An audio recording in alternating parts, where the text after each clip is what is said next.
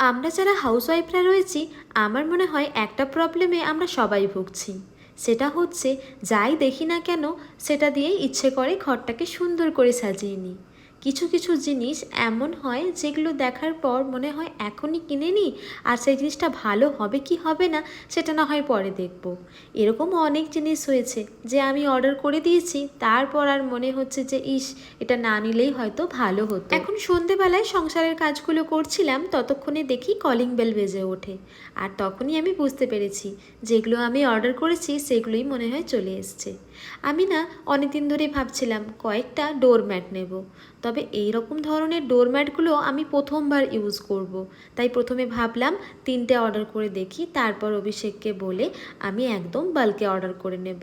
আর আমাদের তো নিত্যদিনের প্রয়োজন পড়েই থাকে এরকম ডোরম্যাট, তাই আমি না 3টে জিনিস নিয়ে আগে দেখে নিচ্ছি যে আদেও এই কোয়ালিটিগুলো ভালো হবে কি হবে না। এই দেখো কি সুন্দর, প্রথমেই যেটা বের করলাম সেটাই কিন্তু আমার পছন্দ হয়েছে, নেভি ব্লুয়ের ওপর হোয়াইট। আর এটা দেখো অনেকটাই পাতা পাতা ডিজাইন, এটাও কিন্তু অপূর্ব।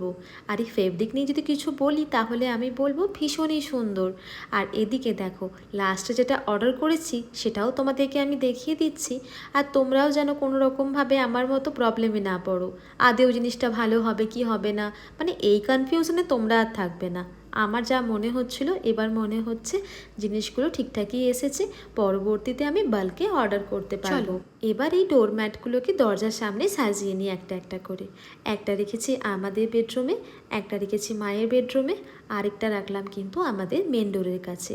সত্যি বলতে আমার ভারী পছন্দ হয়েছে। এবার তোমরাও জানিও যে তোমাদের কীরকম লাগলো এই ডোরম্যাটগুলো।